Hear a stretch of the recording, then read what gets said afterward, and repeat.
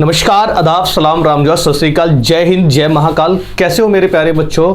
उम्मीद कर रहे हैं अब थोड़े से और खुश हो गए होंगे जो बच्चे कुछ महीने, 6 महीने या 1 साल, 1.5 साल, 2 साल इनकी वजह से एग्जाम का फॉर्म नहीं भर पा रहे थे। ये दुविधा बच्चों की लगातार कमेंट हम लोगों के पास आ रहे थे, कॉल भी आए थे, तो इस पे एक मुहिम छेड़ने वाले थे, लेकिन सरकार ने उससे पहले ही आपकी सुन ली है। ये नोटिफिकेशन कल आ चुका है। माननीय मुख्यमंत्री जी ने अपने ट्विटर हैंडल पे बाकायदा ट्वीट किया है कि 3 साल का एज क्राइटेरिया उन्होंने बढ़ा दिया है। ठीक है, उस पर डिटेल में बात करेंगे। और दूसरी बात यह है कि जिस तरह का बच्चों के अंदर दुविधा है, क्योंकि ये पूरा 26-27 पेज का नहीं पढ़ पा रहे, तो सबसे बड़े मुद्दा आता है कि ईडब्ल्यूएस ओबीसी वाले बच्चों को अपना कास्ट सर्टिफिकेट या डोमिसाइल, या एससी एसटी वाले बच्चों को कास्ट सर्टिफिकेट, डोमिसाइल, या अदर स्टेट के जो बच्चे वीडियो देखते हैं, तो उन सब के लिए मैं कुछ चीज़ें कंपाइल करके लाया हूँ। ठीक है, सबसे पहले बात करूँगा जो माननीय मुख्यमंत्री जी ने 3 साल का एज क्राइटेरिया बढ़ाया है कि हमारे जो जरूरी डॉक्यूमेंट हैं उन पे बात करनी है। दूसरा, हमें डिजी लॉकर, सबसे बड़ा मुद्दा बच्चों के लिए हो रहा है कि सर डिजी लॉकर है क्या, इसमें हमें कैसे अपने डॉक्यूमेंट अपलोड करने हैं, या ये सीधे ये प्रोन्नति बोर्ड, पुलिस भर्ती बोर्ड है ना, उस पर कैसे सीधा लिंक कर दिया जाएगा। ये सब चीज़ें हम लोग डिटेल में बात करेंगे। ओटीआर के बारे में बात करेंगे। चलिए शुरुआत करते हैं। सबसे पहले जो भी संख्या है, पीआरपीवी जो भी है, हमारा पुलिस भर्ती प्रोन्नति बोर्ड जो भी है, उसने क्या किया है कि उत्तर प्रदेश पुलिस पुरुष एवं महिलाओं के लिए आरक्षी नागरिक पुलिस पदों पर सीधी भर्ती 2023 जो भर्ती हमारी है उसके बारे में चयन प्रक्रिया पूर्ण कराने हेतु ऑनलाइन आवेदन पत्र आमंत्रित करने विषयक बोर्ड द्वारा प्रकाशित सूचना विज्ञप्ति संख्या ये आपको दे रखी है। ठीक है, 23/12/2000 के संदर्भ में ग्रहण करें। यानी कि 23/12 को जो हमारा नोटिफिकेशन आया है उसको क्या किया इन्होंने, मॉडिफाई किया, थोड़ा एडिट किया है। शासनादेश संख्या 1953/6 वगैरह वगैरह लिखा है। उन्होंने कहा कि 26/12/2000 के द्वारा सभी श्रेणी के अभ्यर्थियों को अधिकतम आयु सीमा में 3 वर्ष की छूट प्रदान की गई है। मेरे प्यारे बच्चों, ये बड़ा ही अहम फैसला गवर्नमेंट का रहा है, क्योंकि 18 साल से, सुन लेना मेरे प्यारे बच्चे, 18 साल से 22 साल तक इन्होंने एज क्राइटेरिया रखा था, और ये भर्ती आई थी 2018 में। यानी कि अगर बच्चा उस टाइम अगर नहीं हुआ था जो 18 साल का, तो उसके जीवन काल में पुलिस भर्ती को देखने का मौका ही नहीं मिला। ठीक है, क्या फैक्टर रहे क्या फैक्टर नहीं रहे जिनकी वजह से ये सब कुछ हुआ, तो ये गवर्नमेंट ने सुन के अब ये कर दी गई है 25 साल, यानी कि 3 साल का एक्सटेंशन मिल गया इनको, 3 साल इनको बढ़ा दिया गया। अब बच्चों के दिमाग में आता है क्या सर ये सिर्फ यूआर कैंडिडेट के लिए है या फिर ओबीसी वगैरह सब पे अप्लाई की जाएगी? मेरे प्यारे बच्चे, बिल्कुल सही जवाब है कि 3 साल अगर यूआर में बढ़ा है यानी कि 25 साल बढ़ा है। जिसको जैसा रिलैक्सेशन है, ईडब्ल्यूएस को जैसा है, ईडब्ल्यूएस को रिलैक्सेशन नहीं दिया गया, उनको यूआर में किया जाएगा। ओबीसी वालों को जैसा रिलैक्सेशन दिया गया है, महिलाओं को जिस तरह का रिलैक्सेशन दिया, वो सारे के सारे एप्लीकेबल होंगे। यानी कि आप अपने जो लिमिट है एज की उससे 3 साल बढ़ा लीजिए, ये बात है बिल्कुल। ठीक है, अब इसके बाद हम लोग बात करते हैं कि ओएमआर शीट बेस होगा, वो सब इन्होंने प्रॉपर लिखा है। और उसके बाद दिनांक 18/2/2024 को उपलब्ध उपयुक्त परीक्षाओं केंद्रों द्वारा कराए जाने के संबंध में, ठीक है, यानी कि अब इन्होंने हल्का पुल्का एग्जाम के बारे में बात की। चलो उस पर पढ़ते हैं। बेटा यहां से देखो आप, कृपया इस बोर्ड के समसंख्यक दिनांक 20/12/2023 का अवलोकन करने का कष्ट करें। ठीक है, जिसके द्वारा आरक्षी नागरिक पुलिस लगभग 60,000 पदों पर, उन्होंने अप्रोक्स लिख दिया है ना, घबराना मत, 60,000 है, वैकेंसी तुम्हारी वही है। ठीक है, पर भर्ती कराने के लिए दिनांक 11/2/2000 को पूरे प्रदेश के एक साथ एक ही पारी में ओएमआर बेस्ड लिखित परीक्षा कराए जाने का उल्लेख किया गया था। यानी कि उन्होंने पेपर 11 तारीख को कराने का फैसला लिया था, उसके बारे में बात की गई थी। तथा उसके लिए संघ लोक सेवा आयोग, उत्तर प्रदेश लोक सेवा आयोग, उत्तर प्रदेश अधीनस्थ सेवा चयन आयोग, यानी कि यूपी के अंदर जितने भी बोर्ड बने हुए हैं, चाहे वो यूपी SSSC हो या यूपी भर्ती बोर्ड का हो या तुम्हारा यूपी PSC का हो, ये सब, तथा उत्तर प्रदेश पुलिस भर्ती प्रोन्नति बोर्ड द्वारा पूर्व में कराई गई परीक्षाओं के आधार पर आपके जनपद में चिन्हित परीक्षा केंद्रों जिन पे भी एग्जाम हो चुके हैं, यानी कि उनसे बात हुई होगी संलग्न होते हुए, उनमें से अंकित परीक्षा केंद्रों को उपयुक्त ठीक है, दिनांक 11/2/2024 को कराए जाने के संबंध में सहमति, मतलब उनकी सहमति ली है कि आपके पास शीट है कि नहीं है या कोई और एग्जाम फंसा हुआ है, उनका विवरण निर्धारित किए गए प्रारूप में दिनांक 28/12/2023 तक बोर्ड को उपलब्ध कराए जाने की अपेक्षा की गई थी। यानी कि उन्होंने ये कहा था कि आप मुझे ये बताओ क्या इस डेट को आप पेपर करवा सकते हो, सक्षम हो, तो वो आप कब बताएं, 28/12 तक, यानी कि कल तक आप बता दें।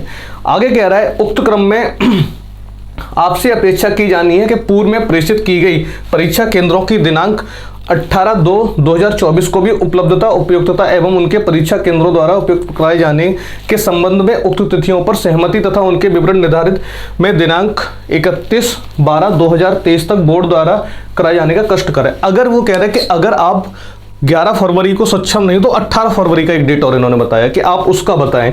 ठीक है, तो हम लोग कह सकते हैं, अनुरोध किया है कि विवरण भेजते समय यह स्पष्ट अंकित किया जाए। उन्होंने बोला है कि ये आप स्पष्ट करिए कि कौन से केंद्र दोनों तिथियों यानी कि 11/2/2024 और 18/2/2024, क्योंकि फरवरी की दोनों डेटें उठाई गई बेटा, के लिए उपलब्ध एवं सहमति है तथा कौन से परीक्षा केंद्र केवल दिनांक 11 को और केवल 18 को, यानी कि 2 डेट पे बोर्ड काम करने वाला है, या तो 11 तारीख को या 18 तारीख को। ये इन्होंने एग्जाम के बारे में एक बार हिंट हम लोगों को दे रखी है। ठीक है, चलो ये पूरी बात एक ही में लिखी थी। अब आगे आ जाओ, यूपी पुलिस भर्ती जो हम लोग बात करने वाले हैं, जरूरी चीजें क्या क्या जरूरी डॉक्यूमेंट्स होने चाहिए, या हमारे अंदर किस तरह का एक गॉदरेशन फैला हुआ है कि हमें कौन से डॉक्यूमेंट अपलोड करने चाहिए, क्या नहीं करना चाहिए, डिजी लॉकर क्या है, उस पर सब पे बात करता हूँ बेटा। चलो, मूल निवास प्रमाण पत्र कब का बना होना चाहिए, सबसे बड़ा मुद्दा उठता है बच्चों का। लगातार ऑफलाइन बैचों में बच्चे हमें पूछ रहे हैं कि जैसे निकलता हूँ पढ़ा के, सर क्या कहते हैं ये कब होना चाहिए, डॉक्यूमेंट कब का होना चाहिए, डोमिसाइल कब का होना चाहिए, कास्ट सर्टिफिकेट कब का होना चाहिए, क्या इनकम सर्टिफिकेट लगेगा कि नहीं लगेगा, है ना, आधार कार्ड में करेक्शन, तो इन सब पे बात कर ले रहा हूँ बेटा। देखो, मूल निवास जो है वो हमारा पुराना भी चलेगा, आप किसी भी कैटेगरी के हों, आपका डोमिसाइल मूल निवास प्रमाण पत्र पुराना वैलिड है, कोई तकलीफ नहीं, जीवन में एक बार बनवा लो। ईडब्ल्यूएस सर्टिफिकेट की बात करूंगा, और ओबीसी सर्टिफिकेट कब से कब तक का होना चाहिए। देखो, इससे पहले अगर ओबीसी मांगा जाता था तो वो हमारा पुराना भी वैलिड होता था, लेकिन अब 1 अप्रैल से, ध्यान से सुनना बेटा, 1 अप्रैल 2023 से लास्ट डेट यानी कि 16 जनवरी 2024 के बीच का होना चाहिए ना बेटा, पुराना ज़्यादा चलेगा। अगर आपने नहीं बनवाया है तो आप सबसे पहले एक काम करो, फॉर्म बाद में भरना, पहले इसको डाल दीजिए, 5-4-5 दिन में बन जाएगा। फिर रिपीट कर रहा हूँ, ईडब्ल्यूएस जो होना चाहिए वो 1 अप्रैल 2023 से लेके 16 जनवरी 2024 के बीच का होना चाहिए। क्यों ऐसा क्यों करते हैं, सुन लो। क्योंकि ये जो ईडब्ल्यूएस है, इकोनॉमिकल वीकर सेक्शन जो है, इसमें क्या होता है, 8 लाख मैक्सिमम लिमिट होती है आपकी इनकम की, हाँ या ना, तो 8 लाख आपकी हर बढ़ भी सकती है या घट भी सकती है, इसलिए ये क्या करते हैं, हर साल अपडेट करते हैं। लेकिन ऐसा ओबीसी में नहीं होता था। अब की बार इन्होंने हमें ऐसा लगता है सेंट्रल की वजह से कर लिया होगा, क्योंकि क्रिमिलियर और नॉन क्रिमिलियर यहाँ पे होता है। ज़्यादातर बच्चे नहीं जानते होंगे ये क्रिमिलियर और नॉन क्रिमिलियर क्या होता है। मैं आपको थोड़ा बताऊं, जैसे जाट गुज्जर होते हैं ना, ये नॉन क्रिमिलियर में से आते हैं और ये क्रिमिलियर में आते हैं, लेकिन अपने यहाँ बहुत ज़्यादा नहीं है, लेकिन आप बनवा लीजिए, है ना, कोई भी रिस्क नहीं ले सकते किसी भी तरह का, तो आप इसको बनवा के फॉर्म भरें बेटा, ठीक है।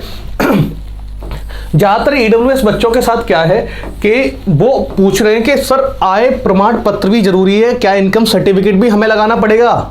मेरे प्यारे बच्चे, मैं आपको एक चीज कंफर्म कर रहा हूं, ईडब्ल्यूएस जब ईडब्ल्यूएस बनता है तब हम लोग इनकम सर्टिफिकेट लेके ही तो जाते हो। अब है भाई, लेखपाल के पास या तहसीलदार के साइन वाइन कराते हो, जो भी नायब तहसीलदार है उनके साइन होते हैं, तो आप इनकम सर्टिफिकेट उसमें अटैच करते हो, इसलिए आपको इनकम सर्टिफिकेट इसमें डिजी लॉकर में लगाने की कोई ज़रूरत नहीं है, इसके लिए आप निश्चिंत रहिए, ठीक। आपको सिर्फ और सिर्फ ईडब्ल्यूएस सर्टिफिकेट लगाना पड़ेगा। एक मुद्दा उठता है, किस बच्चियों का जो मैरिड हो गई, शादीशुदा हो गई हैं, वो कहती है सर ये बताइए कि पति का मूल निवास या जाति प्रमाण पत्र लगेगा या पिता का लगेगा? देखो ये बात भी मैं कंफर्म कर रहा हूं, आपके पिता का मूल निवास, जाति सर्टिफिकेट, ये सब आपके पापा के लगने वाले हैं।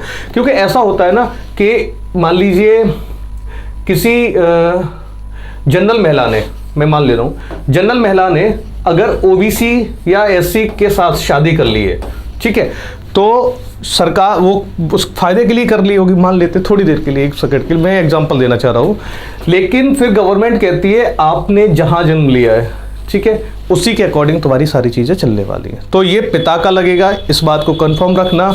आप वैसे भर सकते हो, हस्बैंड का नाम उसमें भर सकते हो, सीओ करके होता ना, केयर वो कहना, तो उसमें भर सकते हो। चलिए नेक्स्ट बात पे आते हैं। SC ST सर्टिफिकेट कब तक के बने हों, ये बात भी देखो। SC ST सर्टिफिकेट में कोई तकलीफ नहीं है, क्योंकि यहाँ पे क्रीमियर और नॉन क्रीमियर का कोई मसला नहीं है, इसलिए यहाँ पे ओल्ड इज गोल्ड है, ओल्ड लग जाएगा, पुराना वाला लग जाएगा। यहाँ पे डोमिसाइल आपका पुराना लगेगा, कास्ट सर्टिफिकेट पुराना लगेगा, कोई तकलीफ नहीं, क्योंकि यहाँ पे कास्ट चेंज नहीं होती है, ओबीसी में चेंज हो जाता है। ओबीसी में क्राइटेरिया क्या, क्रीमियर और नॉन क्रीमियर का फैक्टर रखा है, इसलिए ठीक है। अब आ जाओ, क्या ओबीसी सर्टिफिकेट सेंट्रल का चलेगा? बेटा बिल्कुल भी नहीं चलेगा, सेंट्रल का बिल्कुल भी नहीं चलेगा, आपको स्टेट का ही सर्टिफिकेट लगाना पड़ेगा। ये पश्चिमी उत्तर प्रदेश के बच्चों के साथ सबसे बड़ा मुद्दा होता है कि सर सेंट्रल का क्यों, वो सेंट्रल में क्या होते हैं, वो अलग कैटेगरी में जोड़ लिए जाते हैं। इसलिए बात आती है अदर स्टेट के बच्चों के लिए क्या डॉक्यूमेंट होने चाहिए। मेरे बच्चे हैं ना, अदर स्टेट वालों को कोई फायदा नहीं मिलने वाला, यूआर में काउंट होंगे, तो आप लगा भी दो तो भी कोई फर्क नहीं पड़ेगा, न लगाओ तो भी कोई फर्क नहीं पड़ेगा, क्योंकि 5% का वेटेज आपको मिलने वाला है। चलिए ये सब बातें हमारी कंप्लीट होती है। अब सुनो हमारे बैचेस के बारे में। हाँ यहाँ से आ जाओ बेटा, देखो जो हमारे बैच या हम लोग क्या प्रोवाइड करा सकते हैं आपके लिए, उस पर थोड़ी सी बात कर ले रहे हैं बहुत जल्दी से बेटा। हमारा जो एक बैच है 8 घंटे का बैच है, वो 7:30 से लेके 11:30 बजे तक मॉर्निंग की टाइमिंग रखी गई है ना। 2 बैच हम लोगों ने लॉन्च किए, एक बेसिक बैच है और एक प्रैक्टिस सेट बैच है, 2 बैच हम लोग लॉन्च किए। तो 7:30 से 11:30 4 घंटे की तो क्लासेस आपकी इसमें रहने वाली है बेसिक में। यही बेसिक थोड़ा सा फिर आपको टाइम दे दिया जाएगा, फिर आपको 4 से 8 4 घंटे, यानी कि टोटल आपको 8 आवर्स की क्लास दी जानी है। ये किस में है, बेसिक में, ठीक है। बेसिक बैच जो हमारा आने वाला है उसमें आपको 8 घंटे की, ठीक है, क्लास दी जाएगी, आपका 0 to हीरो सिलेबस कंप्लीट कराया जाएगा। इसके बाद आता है प्रैक्टिस सेट। प्रैक्टिस सेट हमारा जो बैच लॉन्च होने वाला है वो 6 से 8, यानी कि आपको 2 क्लासेस रेगुलर मिलेंगी, ठीक है, 2-2 घंटे की क्लासेस रहेगी, और आपको सिर्फ और सिर्फ यहाँ पे एग्जाम ओरिएंटेड क्वेश्चनों पे हम लोग वर्क करने वाले हैं। 2 बैच हमारे ऑफलाइन आ चुके हैं, ऑनलाइन हम आपके लिए क्या कर सकते हैं, इसके लिए एक स्ट्रेटजी हम लोगों की चल रही है। एक मीटिंग हुई थी, उसमें अभी मैं लॉन्च करने वाले हैं हम लोग क्या कर सकते हैं आपके लिए, है ना। और सबसे बड़ा मुद्दा है कि आप कुछ दिनों के लिए अगर पॉसिबल हो सकता है, 1-1.5 महीने का टाइम है, 18 तक हो सकता है एग्जाम करा देंगे, तो 1-1.5 महीने के लिए आप कानपुर शहर आ जाएं, है ना। क्योंकि पैसा सब कुछ, मैं ये बोलता हूँ पैसा सब कुछ होता है, लेकिन पैसे से ही पैसा बनता है, यानी कि थोड़ा सा आपको इन्वेस्ट करना पड़ेगा। तो ऑफलाइन बैच, यानी कि आप अगर बेसिक से भी चीज़ों को कंप्लीट करना चाह रहे हैं तो हाँ 8 घंटे की क्लासेस देके फिर 5-6 घंटे आप घर पे भी अगर देख रहे हो ना चीज़ों को, तो आप उसमें एक अच्छा रोल प्ले कर सकते हो, ठीक है। चलिए फिर मिलते हैं अगले सेशन में, अगली मुलाकात आपके लिए हम ऑनलाइन पे क्या करेंगे आपके लिए, ये एक स्ट्रेटजी आपके लिए लेके आएंगे, आपका टाइम टेबल क्या होना चाहिए, एक स्ट्रेटजी ये भी लेके आएंगे। मिलते हैं अगले सेशन में, तब तक के लिए thank you, Jai Hind, bye bye, take care, love you.